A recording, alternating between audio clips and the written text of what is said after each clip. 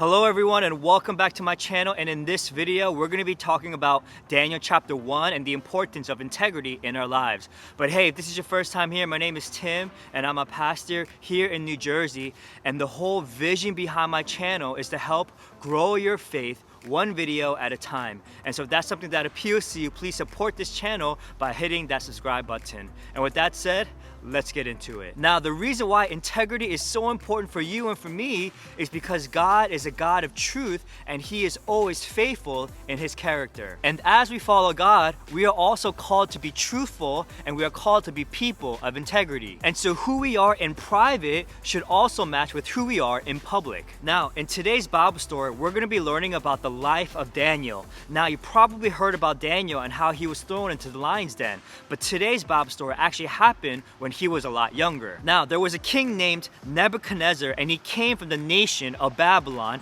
and he took over Jerusalem. And not only that, he chose the smartest, the strongest, and the most handsome Jewish men, and he moved them away from their home, and he made them work in his palace. Most people in Babylon didn't follow God, but Daniel definitely did, and so he had to figure out how to obey God and serve the king at the same time. Check this out. King Nebuchadnezzar wanted to change Daniel and make him more like a Babylonian. And so the king made him learn the Babylonian language and the culture, and he also gave him a Babylonian name. And so Daniel's name went from Daniel to Belteshazzar. The king also wanted Daniel to eat like a Babylonian. But the problem was, the food that the Babylonians ate were also foods that were offered to these idols or these false gods. And since Daniel followed the one true God, he didn't want to eat like a Babylonian because he knew that that would dishonor God. Whoa, hold on. So Daniel didn't want to eat the food from the king? I mean, why would he give up royal food? Well, Daniel knew that if he ate the king's food, then he would dishonor God, because some of the foods were considered unclean to eat, and it's also very likely that the food was also used as a sacrifice to all these fake gods. I mean, what's the big deal? I mean, no one's gonna find out if he ate the same food as the king. I mean, I do it all the time. I tell people not to eat junk food, but I eat junk food and no one ever knows. That's kind of gross. What? Did you say something? Nope, I didn't say anything at all. But anyways, going back to the story, Daniel knew that if he ate the food, then he would be a dishonest person. Daniel made up his mind that he would be a man of integrity, and so he wanted his private life to match his public life. So what did he do? Well, Daniel had an idea, so let's read a couple of verses. But Daniel resolved not to defile himself with the royal food and wine, and he asked the chief official for permission not to defile himself this way. Daniel then said to the guard whom the chief official had appointed over Daniel, Hananiah, Mishael, and Azariah, "Please test your servants for 10 days. Give us nothing but vegetables to eat and water to drink. Then compare our appearance with that of the young men who eat the royal food, and treat your servants in accordance with what you see." So he agreed to this and tested them for 10 days. Daniel asked the king's staff if he could only eat vegetables and drink water for 10 days instead.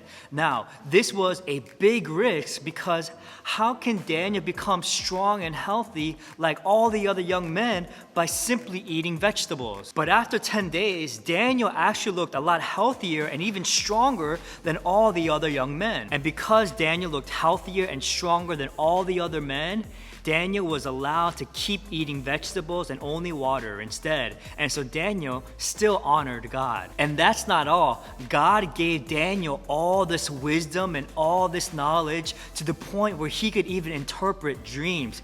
And he worked so hard that he eventually became King Nebuchadnezzar's most trusted advisor. Daniel shows us what it's like to live a life of integrity. You know, King Nebuchadnezzar tried to change Daniel. He tried to change his language, his culture, and even the foods that he eats. But Daniel stood firm and he followed and obeyed God even when the people around him tried to change him. And there's going to be times when we're tempted to change ourselves based on what people want us to do. And there are going to be times when we will want to be dishonest because frankly, sometimes it's the easiest thing to do. But that's not who we are. God knows us inside and out. In fact, God knows us more than we know ourselves. And God sent His Son, Jesus Christ, to this world to die on the cross and to rise from the dead to forgive our sins so that we could live a life of honesty and integrity. And it's because of Jesus that we can live a life of truth and humility and integrity. And so if there's anything that you remember from today, I want you to remember our bottom line, and it is this: be truthful with your whole life.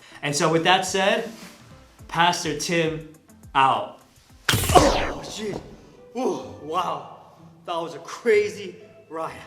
Man, how did I get here? Oh! Okay, yeah. Hand sanitizer. Yep, I forgot. Yep. Hand sanitizer. All right. Hey, remember, always wash your hands. Pastor Tim out.